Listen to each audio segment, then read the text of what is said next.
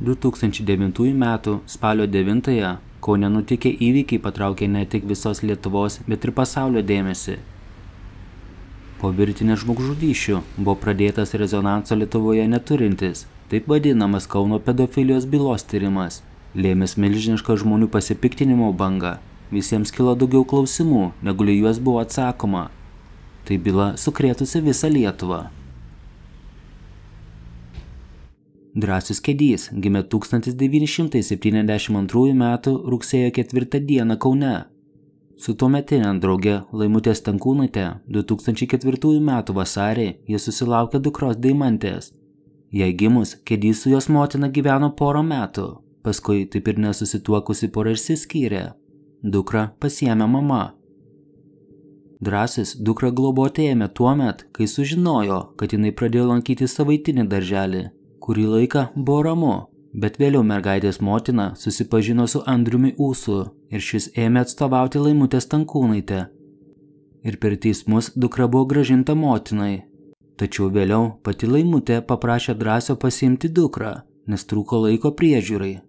Tačiau jau po poros savaičių persigalvojo. Galiausiai Drąsius dukrą pas mamą išleisdavo tik kas antrą savaitgalį. Ir neva grįžusi po kelių tokių viešnagių, ji ėmė pasakoti, kas tenas vyksta. Esą pas jos mamą ir tetą lankydavosi dėdės, kurie jai darydavo įvairiausius dalykus.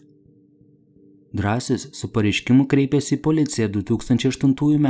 lapkritį. Jisai teigia, kad 3 vyrai – Andrius Ūsas, teisėjas Jonas Furmanavičius ir Aidas – prievartavo jo dukrą, o Laimutė ir jo sesė Violeta viską organizavo. Pusmetį byla buvo tyriama Kauno miesto apylinkės prokuratūroje. 2009 metais, nusivylęs teisinė sistema, Drąsius kreipėsi į žiniasklaidą, viešindamas neva Lietuvoje veikiantį įtakingų pedofilų tinklą. Ir tuo metu išsiuntė beveik 200 laiškų su DVD diskais, kuriuose užfiksuoti jos dukros pasakojimai apie tai, ką su ją išdarinėdavo dėdės. Laiškai išsiųsti 14 Seimo narių, Lietuvos europarlamentarams, visos šalies politinėms partijoms, įvairiems pareigūnams. Kaltinamieji tarp jų ir Ūsas atmetė visus kaltinimus ir vadino tai absurdu. Generalinė prokuratūra, kad išvengtų galimo neobjektyvumo, perdavė šią bylą Vilniaus apygardos prokuratūrai. Tačiau po kurio laiko Drąsius pats nusprendė įvykdyti savo teisingumą. 2009 m. spalio 5 d. Kaunas. Drąsius Kedys atsikėlė anksti. Jis atrodė labai sunerimęs. Apie 7 val. Ryto išskubėjo iš savo namų, pasiėmęs iš seifo ten laikomus ginklus.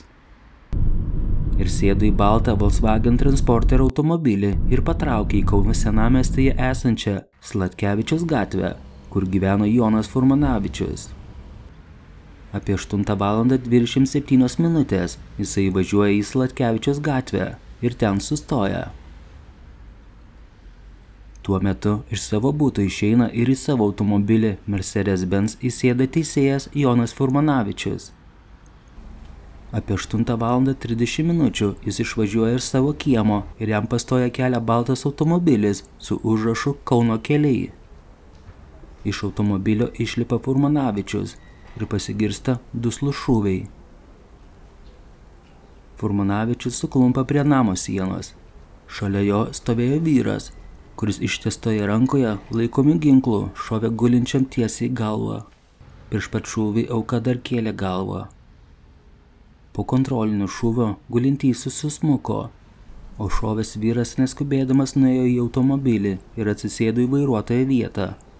Po to autobusiukas nuvažiavo. Jono Furmanavičiaus mirties priežastis – tai daugybiniai kiauriniai nugaros, krūtinės, pilvo, kaklo, kairio peties šautiniai sužalojimai. Po šios šaltakraujiškos žmogžudystės Drąsius Kedys patraukė į Pilionos gatvę, pas tenas gyvenusią Laimutės Stankūnaitės seserį Violetą.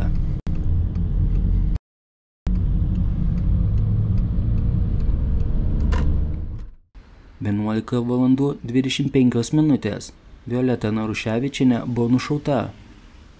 Išgirdusi apie teisėjo nužudymą, ji lėkė pro duris pasitikti iš mokyklos grįžtančios 8-metės dukrelės ir norėjo išvykti į Vilnių. Žudiko kulkos ją pasitiko ant namo slenksčio. Jos kūną aptiko jos mažametė dukra. Buvo paskelbta Drąsiaus Kedžio paieška. Įrenginėjami patikros postai, norint surasti žudiką. Mieste buvo tikras sujudimas, bet Drąsius dingo kaip į vandenį. 2010 m. balandžio 17 d. prie Kauno marių buvo rastas po žudynių besislapsčiusio Drąsiaus Kedžio kūnas. Pasak jį atpažinusių giminaičių, jo galva buvo kruvina. Ant kaklo matėsi smaugimo žymių. Jisai buvo pakeitęs išvaizdą, užsiaugino ilgus plaukus ir pakeitė jų spalvą. Buvo atmesta savižudybės versija, jo kraujyje buvo rasta alkoholio.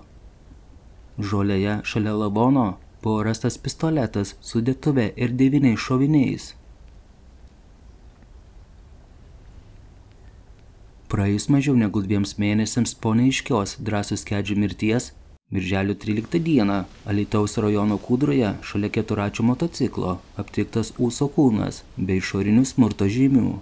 Tuomet jisai buvo vienintelis vadinamosios Kauno pedofilijos bylos įtariamuoju. Ūso kūnas Alytaus rajono Eigirdonių kaime apie 16 valandų 30 minučių rado pro šalį ėjusi vietos gyventoją. Avarija įvyko neasfaltuotame lauko keliuke. Keturratis motociklas rastas nuvažiavęs nuo kelio griovyje, kuriame yra vandens. Keturračio variklis veikia, vandens buvo iki pusės ratų, o Ūso kūnas gulėjo vandenyje, veidu į vandenį, šalmas buvo šalia jo. Praėjus 6 mėnesiams po Andriaus Ūso paslaptingos mirties, gruodžio 11 d. buvo rastas nužudytas Kauno apygardos teisėjo pirmininko įsūnis, 24 metų Vaidas Milinis. Jisai viešai buvo įvardinamas kaip Aidas, trečiasis asmuo figūruojantis šioje byloje. Vyras buvo sumuštas, į jo galvą buvo paleistas šūvis.